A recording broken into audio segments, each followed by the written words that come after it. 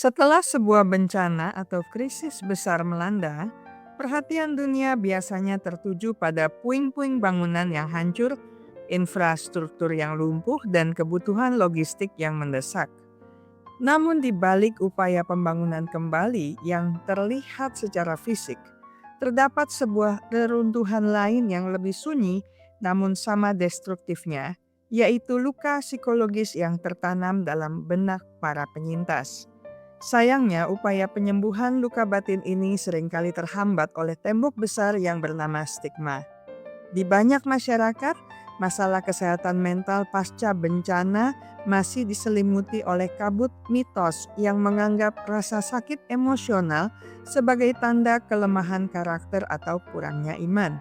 Hari ini kita akan melakukan pembedahan terhadap mitos-mitos tersebut, mengoreksi kesalahpahaman umum dengan fakta ilmiah yang jujur, dan menekankan satu kebenaran fundamental, bahwa mengakui luka dan mencari bantuan profesional bukanlah tanda bahwa Anda kalah, melainkan bukti nyata dari kekuatan dan keberanian yang luar biasa.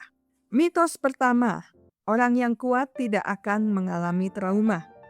Salah satu mitos yang paling merusak dan paling sering kita dengar adalah anggapan bahwa jika seseorang memiliki mental yang kuat, mereka seharusnya bisa kebal terhadap dampak psikologis bencana. Kalimat seperti "kamu harus kuat demi keluarga" seringkali digunakan sebagai alat untuk membungkam perasaan sedih, takut, atau cemas yang muncul. Faktanya, trauma tidak memiliki kaitan dengan kekuatan karakter atau kemauan seseorang. Secara neurobiologis, trauma adalah respons fisik otak terhadap peristiwa yang sangat mengancam jiwa yang melampaui kapasitas sistem saraf kita untuk memprosesnya. Ketika amigdala, pusat alarm di otak, mendeteksi bahaya yang luar biasa, ia memicu reaksi berantai hormonal yang dapat mengubah struktur sirkuit otak secara fisik. Ini adalah cedera biologis, sama nyatanya dengan tulang yang patah atau luka bakar. Seseorang tidak bisa berkemauan keras agar tulang yang patah segera menyambung tanpa gips. Demikian pula seseorang tidak bisa sekadar menjadi kuat untuk menghentikan kilas balik atau kecemasan ekstrim yang dipicu oleh perubahan sirkuit otak.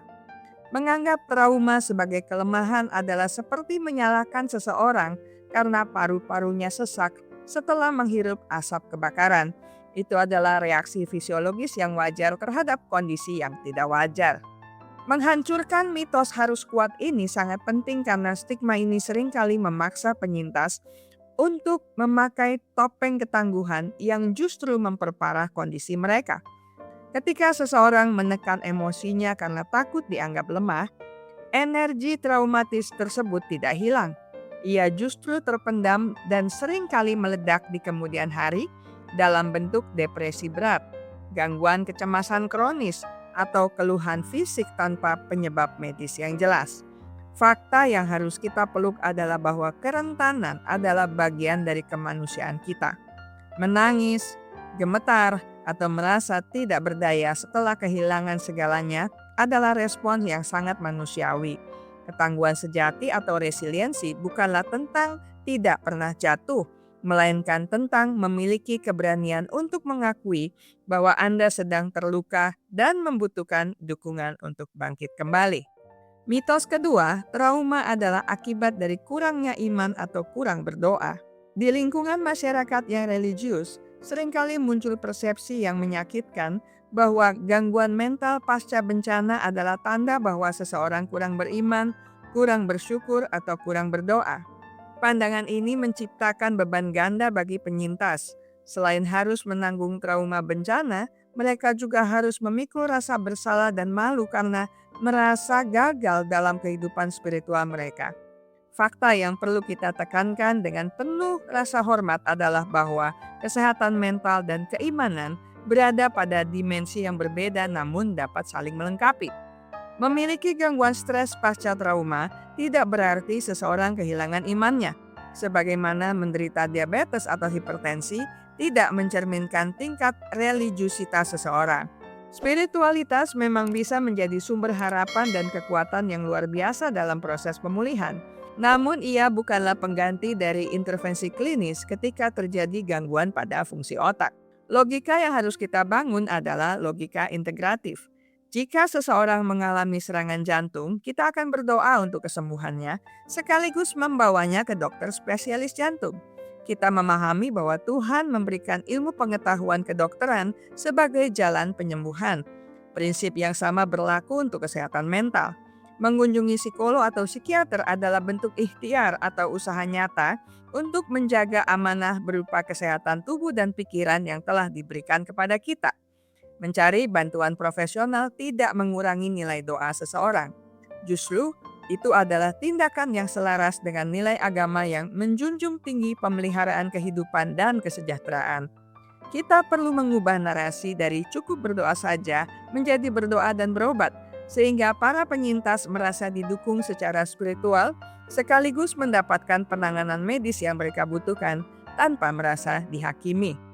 Mitos ketiga, waktu akan menyembuhkan segalanya dengan sendirinya. Ada pepatah populer yang mengatakan bahwa waktu adalah penyembuh terbaik, yang dalam konteks trauma bencana seringkali disalahartikan sebagai anjuran untuk sekadar menunggu dan membiarkan segalanya berlalu. Fakta klinis menunjukkan hal yang berbeda.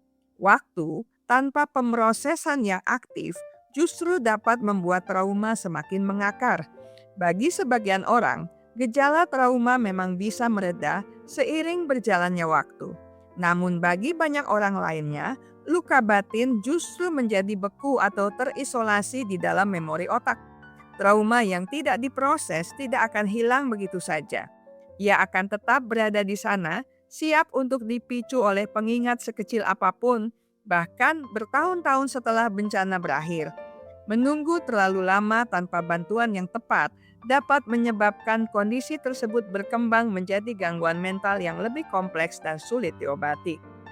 Waktu memang memberikan jarak dari peristiwa aslinya, tetapi penyembuhan trauma membutuhkan pemrosesan kognitif dan emosional yang disengaja.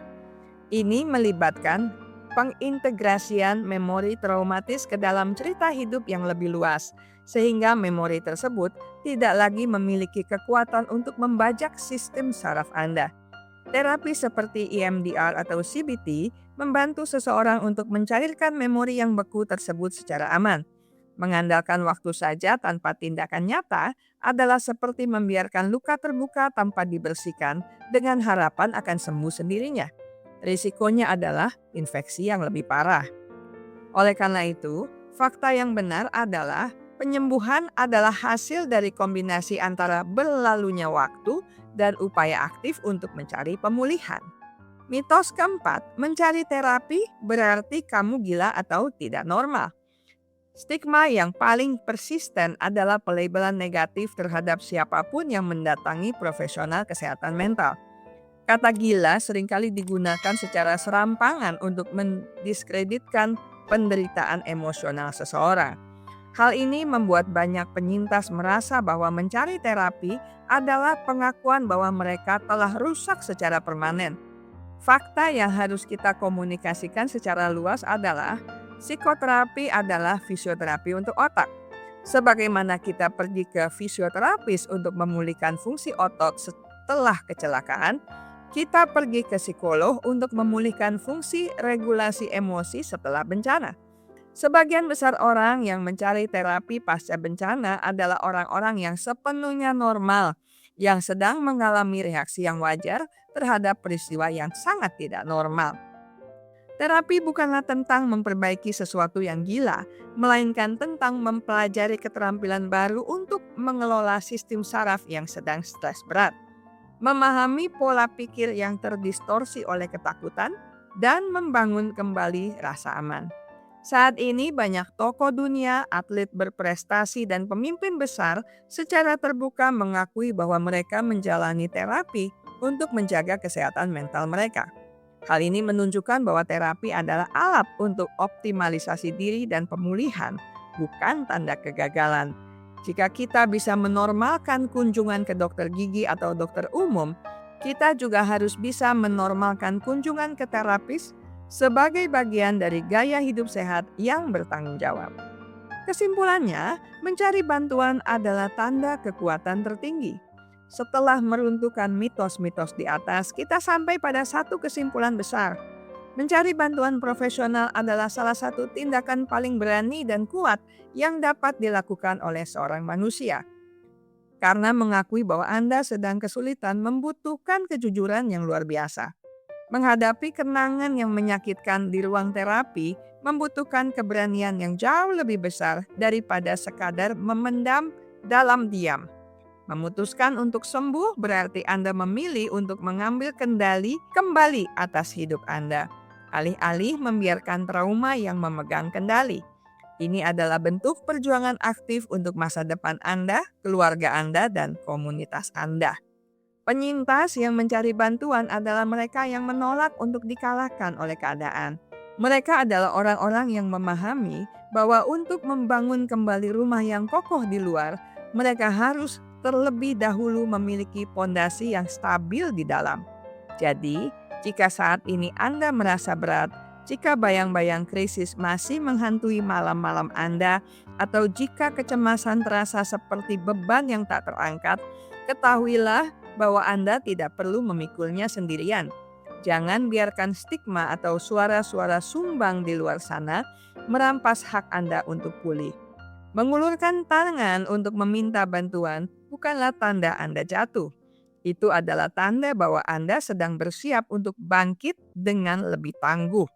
Mari kita hancurkan stigma bersama-sama. Dimulai dengan bersikap lembut pada diri sendiri dan menyadari bahwa kesehatan mental kita adalah harta yang paling layak untuk diperjuangkan. Saya selesai sampai di sini. Kita akan berjumpa lagi di minggu depan dengan video menarik lainnya. Terima kasih untuk kesetiaan Anda bersama channel Bahas Psikologi. Jika Anda merasa video ini bermanfaat, silakan like, share, dan subscribe channel ini untuk mengakses konten-konten menarik lainnya. Ingat baik-baik, kesehatan mental Anda sangat berharga. Jagalah, pertahankanlah dengan sekuat tenaga.